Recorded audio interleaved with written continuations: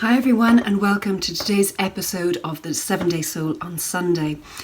Now, as many of you know, I talk a lot about bookending our days so that we start off the day planning how we want to live that day, and then at the end of the day reviewing how it went and kind of where we went off course or pulled off course, probably again and again, and then kind of trying to set ourselves up for the next day.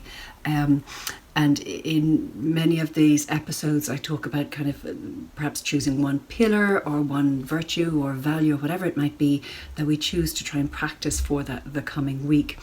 But in looking forward, we also need to look back in where we have gone wrong, what we most need to work on, or where we mostly go completely off course, and to look and kind of review that, where we are pulled most and perhaps our weaknesses. And again, as many of you know, I love the ancient philosophers. I go back to them an awful lot. I find it absolutely amazing just how knowledgeable they were, and that the fact that we're still quoting them centuries later is quite something. So I just want to read you just a short piece from Seneca. He says in his letters, "I will keep constant watch over myself, and, most usefully, will put each day up for review. For this is what makes us evil, that none of us looks back upon our own lives. We reflect upon only that which we are about to do, and yet our plans for the future descend from the past." Epictetus, in his discourses, says, "But what does Socrates say?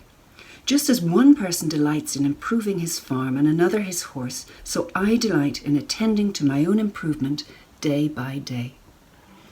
So that's coming from centuries ago, and here we are together as a group, again trying to improve ourselves day by day.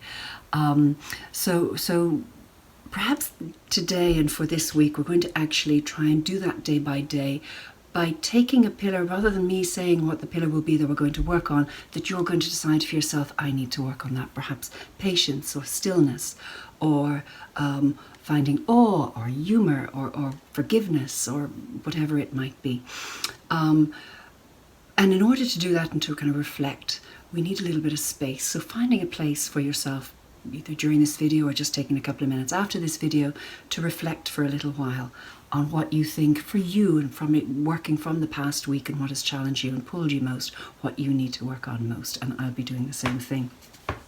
So I want to read you a poem about finding that space in order to find the meaning in our lives, because we need that bigger picture context. Instead of being in the kind of minutiae of the day, we need to bring the kind of our camera lens on life back up, so we see the much bigger picture of our lives, to create space enough to find meaning in our lives, and the kind of the thread of meaning that goes through everything that we do in our life. So I'll read this from a poem called Space, from the Calm Center, again by Steve Taylor. Without space there is no music, only discordant noise. Without space there is no language, only meaningless sound. Space weaves patterns of meaning, breathes order into chaos, holds structures together with the harmony of form. And without space, life is meaningless too, a roar of constant activity so crowded with demands that you lose perspective, so cluttered with responsibilities that you lose direction, and finally lose yourself. But when space pervades your life, shapes begin to form, patterns start to emerge, and your vision becomes clearer against an empty background. And you can sense your purpose again and return to your path. And when space pervades your being, the discord inside you begins to heal, the chaos begins to clear, as if a river of ease is flowing through you. You feel yourself emptying and expanding until you're vast and whole but limitless. And the vastness of your being is full of harmony and meaning. Take care until next week. Bye-bye.